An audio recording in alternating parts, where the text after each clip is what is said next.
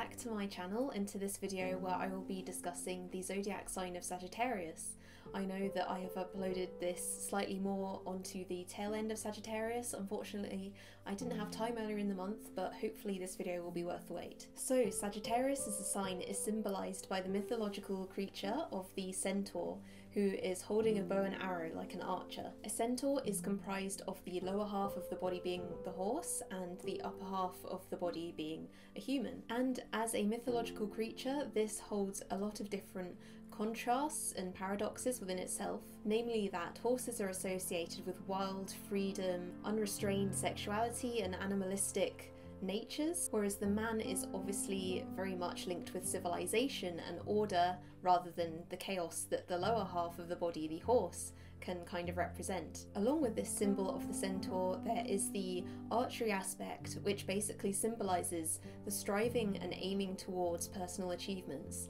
setting sights and targets and firing your arrow and then hopefully hitting them. So already we know quite a lot about the character of a Sagittarius just going by what that symbol itself represents. So the sun enters the zodiac sign from around November the 20th to December the 20th,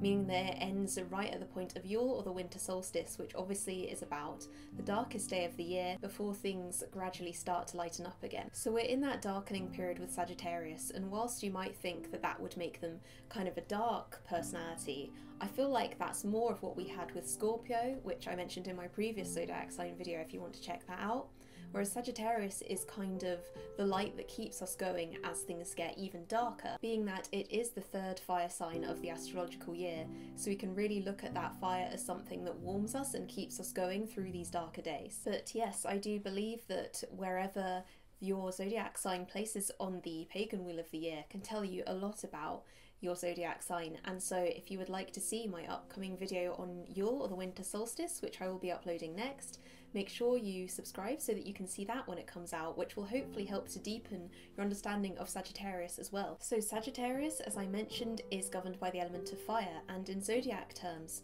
fire represents our drives, goals and ambitions. This is very apt for Sagittarius, who is shown as their symbolism of the archer of having high aims and aspirations and to always be on the lookout for that next target or next goal that they can achieve and push forward to. Fire also correlates to the suit of wands in traditional tarot, which similarly represents that fiery pursuit of goals, ambitions and the chase that we need, the fire in our spirit that we need to achieve these things. So Sagittarius, being the last fire sign in the astrological year, is the mutable one. I have mentioned before in my previous zodiac videos that a cardinal zodiac sign always occurs when a season is just beginning and getting started. This is then followed by a fixed sign when whatever season you're currently looking at is in its fixed midday period that needs to just be sustained and stable, and a mutable sign will always come after a fixed sign like this to represent the ending of a certain season. So recently we had Libra, the cardinal zodiac sign, which represented the start of autumn.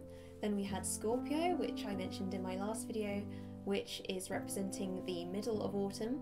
And obviously now with Sagittarius, this mutable sign is bringing about the end of autumn and thus the start of winter, essentially. Therefore, as mutable signs always come at the end of a particular season, the qualities of people who belong to a mutable zodiac sign will often be based around transitions or endings and learning to adapt and go with the flow of things. So in the case of Sagittarius specifically, being mutable fire, they show their capacity for personal evolution, learning and mutating, as mutable is linked to the word mutation, through travelling both on a mental level and a physical level, and through that pursuit of travelling, learning to adapt and adjust to all the new information and wisdom that their experiences provide them with. This is where the Sagittarius person is able to be adaptable, flexible, and maybe even a bit impressionable, much like Gemini, Virgo, and Pisces, the other mutable signs of the zodiac. Sagittarius represents the ages of 56 to 63 in a typical human's development, when a person will typically be moving away from mundane concerns like career and family issues, and more towards the bigger questions and issues and more universal concerns that help them to understand the bigger picture of all of life.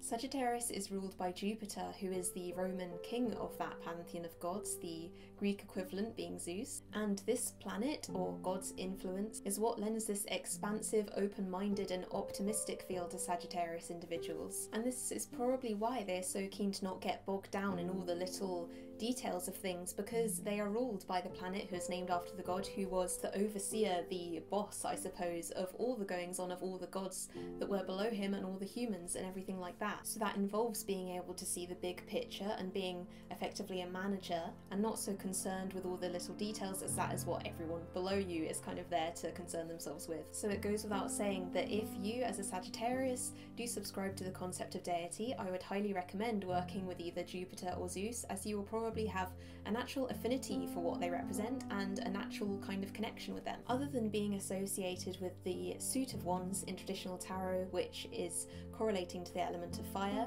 the tarot card, the singular card specifically that is associated with Sagittarius, is Temperance. This card depicts an angel who is slowly pouring liquid from one cup into another, which is a culinary process called tempering. Now, this process obviously requires some patience and care, and reminds Sagittarius not to party too hard, but to reel it in sometimes in the pursuit of higher knowledge. As Sagittarians themselves are also quite philosophical truth seekers, as well as having that fiery drive to go out and explore the world, they also are keen to take knowledge from that and really learn things from that and go within a bit more as well sometimes. So if you are a Sagittarius, crystals that would be best for you to work with would be number 1, amethyst, which promotes understanding and compassion, which could help Sagittarius to be a bit less confrontational with their rather strong idealistic opinions sometimes, and citrine, which acts as an agent between our lower and higher selves, which could work out as a kind of mediator between the philosopher and the strong-willed desire for wild freedom in Sagittarius, shown by the centaur that they are symbolised by, which, as I mentioned earlier, in itself displays a conflict between the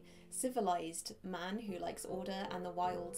free horse that it is comprised of. Sagittarius green witches, if there are any of you out there watching this, could be best suited to working with plants such as asparagus, chestnuts and yew trees, or just in general evergreen trees in accordance with the winter solstice or Yule or Christmas coming up, and I will talk more about the significance of evergreen trees in my upcoming video on the winter solstice, so make sure you subscribe if you would like to check that out. Thank you guys so much for watching, and I hope that if you are a Sagittarius, this video helped you to better understand yourself, or if you know someone who is a Sagittarius, hopefully this video helped you to better understand them. I would love to hear any of your opinions about what being a Sagittarius means to you, because I'm sure I will have missed some things out, and feel free to leave a comment down below telling me all about it. So once again, thank you so much for watching and for all of your support, and blessed be.